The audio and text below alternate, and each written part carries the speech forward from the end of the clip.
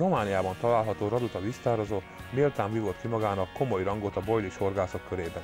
A semmihez sem hasonlítható hangulata, csodálatos fekvése és nem utolsó sorban a 20 és 30 kg felüli pontjai jogosan emelték a csúcsra. A Raduta víztározó misztikus jellegével mindig is vonzotta a kihívás kedvelő pontyhorgászokat, mivel ezen a tározón hozzáértők ezek komoly méretű pontyokat varázsolhatnak ki a vízből.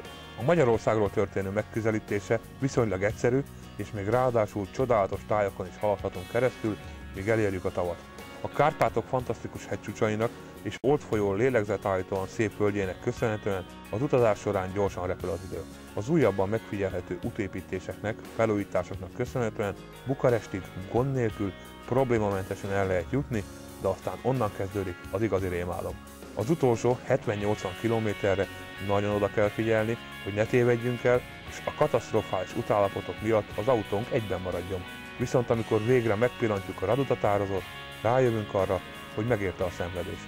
A magyar vízviszonyokhoz, méretekhez szokott horgász számára monumentálisnak tűnik a 800 hektáros vízfelület, a szem alig győzi végigkövetni a látványt.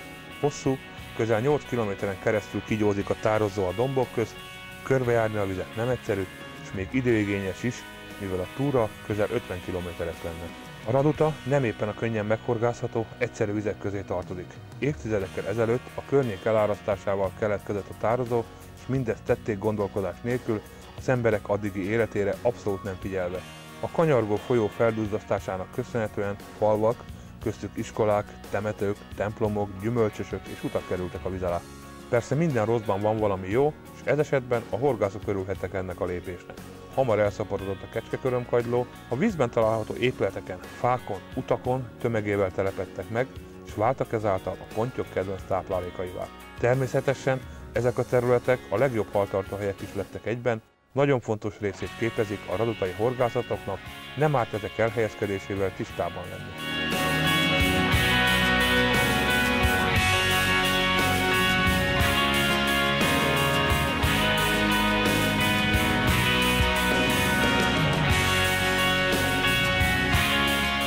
Mint minden vizen, a Radután is a gátak rendkívül jó haltartóhelyek. A befolyó víz felőli gát talán az egyetlen hely, mely komolyabb haltartóhely nélkül is szinte mindig ontotta magából a 20-25 kg felőli pontyokat. A meder kétoldali törését meghorgászva jó fogásokban lehet reménykedni. A tó felső részén, a befolyástól nem messzire található az első elárasztott falu, Standulita. Itt az épületek egy része víz alá került, a házak, utcák, kövesutak rendkívül jó haltartóhelyeknek bizonyulnak. Különösen a tavaszi, felmelegedő vizekben érdemes itt egy próbát tenni, ezt a részt ebben az időben előszeretettel keresik fel a kapitális méretű pontyok is. A tározó közepén, az egyik legkeskenyebb részen egy komoly méretű gyümölcsös került a víz alá. Ez a terület rengeteg nagy halat rejt, az ágak közt igazán jól érzik magukat a pontyok. A tározó közepén, ahol legnagyobb a vízfelület, szintén nagyon jó horgászhelyek találhatóak. Régi iskola romjai, házmaradványok, útszéli fák találhatóak a vízben, melyeken tömegével telepedett meg a kagyló. Horgászati szempontból a Raduta víztározó rengeteg érdekességgel és különlegességgel szolgálhat. Van pár alapszabály, mely más tavakra abszolút nem jellemző, a Radután viszont ezekre nagyon oda kell figyelni. Ezek közül az egyik legfontosabb a szél. Persze nem akármilyen szélről van szó, kizárólag csak a viharos, fehértarajos hullámokkal érkező jöhet szóba.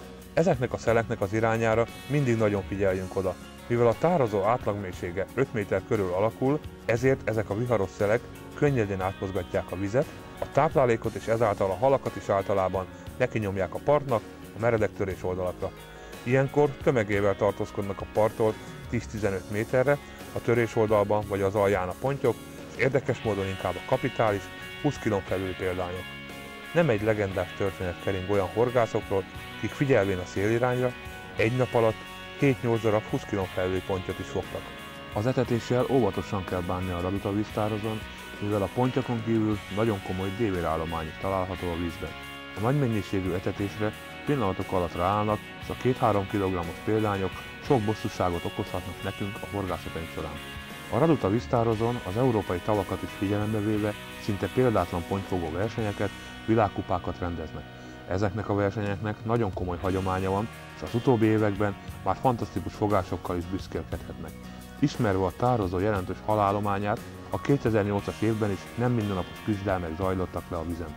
A tavaszi versenyen olyan eredményeket értek el a csapatok, melyet megsüvegelt még a nemzetközi horgásztársadalom is. 5 nap alatt 8 tonnás összfogás született, mely a behordásos horgászmódszert figyelembe véve a maga nemében egyedülálló. A kifogott kapitális méretű pontyok számában pedig valószínűleg világcsúcs született a versenyen. 23 darab, 20 kg felüli pontyot fárasztottak ki a horgászok sikeresen, de a 230 darab, 14 és 20 kg közötti pontyok száma is példátlan. Bár szinte a világtól elzárt helyen található a raduta víztározó, abszolút biztonságosan horgászhatunk a tavon, semmiféle problémánk nem lehet. A tározó körül található falvak kicsi elmaradott állapotban vannak ugyan, mintha megállt volna az idő ezeken a településeken. Az egyszerű élet, az állattenyésztés, nomád állattartás a vízparton is érezteti a hatását, nap mint nap szembesültünk ezekkel a jelenségekkel. Nem egy esetben a táborhelyünkről kellett kizavarni a békésen legelésző kecskéket, birkákat, teheneket, malacokat, de nem telt el úgy óra sem, hogy ne tűnt volna fel a környékünkön egy-egy birkanyáj vagy tehénycsapat. Természetesen ez nem jelentett problémát, sőt nekem már hozzátartozik ezeknek az állatoknak a látványa a radutai horgászathoz, az itteni légkörhöz. A horgászokat minden téren jó lehetőségek és komoly kiszolgáló személyzet várja a víztározón. Megérkezés követően a Raduta Hotelben lehet kipihenni az utazás fáradalmait, és az emlékezetes fogásokat megörökítő fotókban gyönyörködve lehet erőt gyűjteni és felkészülni a horgászatokra. Az egyhetes horgászat szezontól függően 5-600 euróba kerülhet, mely tartalmazza a horgászati lehetőséget, az étkezést, mely reggelit és vacsorát foglalja magába. Sátort is biztosítanak, melyet a személyzet kérés szerint a tározó bármely részén felállít. Lehetőség van csónakbérlésre is, sőt, ha süllőhorgászatra támad valakinek kedve, idegenvezetőt is biztosítanak. Az egyszer biztos, hogy aki időt szán rá és kijut a Raduta víztározóra, semmi mással nem kell törődnie, csak a horgászattal. Minden körülmény adott ahhoz, hogy bárki élete pontját kifoghassa a tározóból, olyan élményekkel távozzon a vízről, hogy még hosszú évekig emlegesse az ott töltött időket.